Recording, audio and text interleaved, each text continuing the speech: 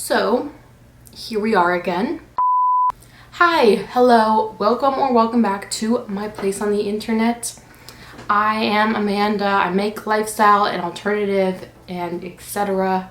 content, and today I'm going to be talking about drama on TikTok part 2 because I'm just the queen of scandals, apparently. I'm just kidding, I'm not that relevant. I have been in some TikTok drama recently, so I'm going to explain what happened and my thoughts on the situation because I think it is a very important topic. Okay, so what exactly happened? Basically, I have a series on TikTok where I make little songs to the Savage instrumental about people's sexualities. People just request different sexualities and I make little like jingles out of them or whatever. So anyway, I made one to heteroflexible because someone asked for it. Here is that video. I'm heteroflexible. Kinda straight, but not technically. Similar to bi, but not definitely. It's not for attention, it's my sexuality.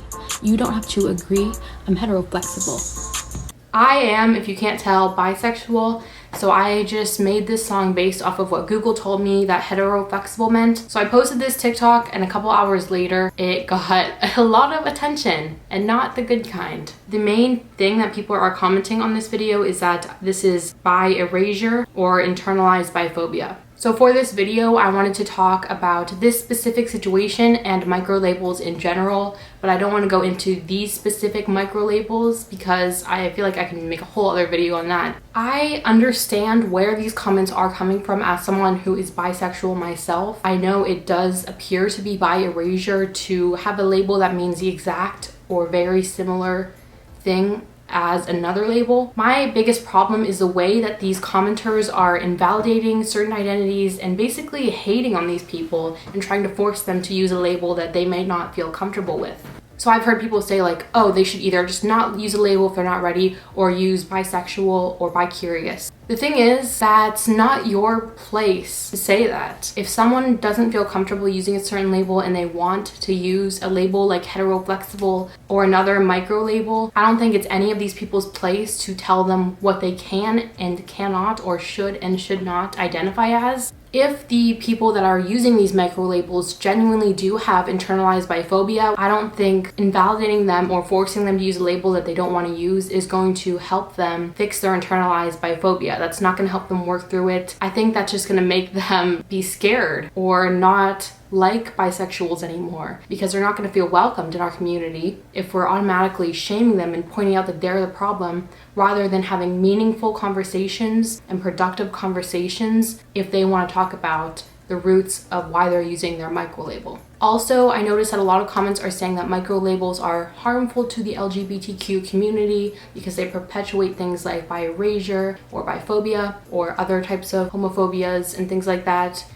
The definition of a microlabel, according to the LGBTQ wiki, is an identity that falls under an umbrella of a larger identity and cannot stand on its own. Microlabels are most often used to describe more specific feelings and to create a sense of community for people who also experience those feelings. The people identifying as these labels are not inherently causing harm to the LGBTQ community simply by existing. By existing, they're just asking to be accepted. If they're going around spreading misinformation or if it comes out of a place of biphobia, then yes, that is harmful. That is harmful to the community, and we should work on creating meaningful and productive conversations with them when they are ready. But before they're ready, I think we need to just let them take their time and support them and not tell them that they're wrong or that their sexuality isn't real.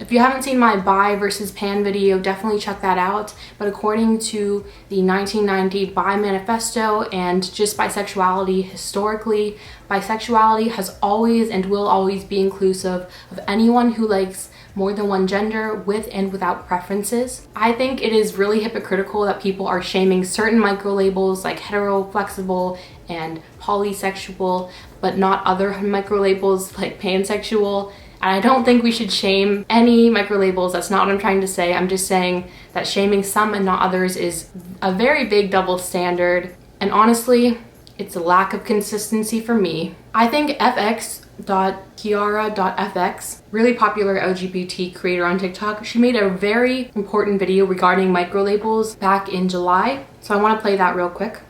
I'm here to talk about this. Microlabels are harmful to the community. And comments like this. So the same, like poly and bi are the same and pan and omni are the same. Microlabeling is so harmful, people. Stop right there. These comments and thousands of other harmful comments are on a video I made explaining the difference between pan, bi, poly, and omni. Number one, I really just want to apologize for how long I left the video up. The comment section was so harmful to anyone who watched it, and in that point it is my responsibility to take that, and I am sorry I left it up. Okay, now let's get into it. Maybe there is only a slight difference between the sexualities, but to some people that really matters. Do you know how many little kids came to me and said that they actually cried because of those comments? Because they did not feel accepted in our community. You guys just did what the homophobes do to us. No, it's not biphobic. And no, it's not harmful to our community. It just makes it a little bit more difficult because society's like, oh, all these different labels. Well, guess what? Life isn't easy. And our community is about love, so start spreading it. Kiara's point about how when we excessively gatekeep the LGBTQ plus community and invalidate other identities within the community, we are doing what the homophobes do to us, to those people that we are invalidating.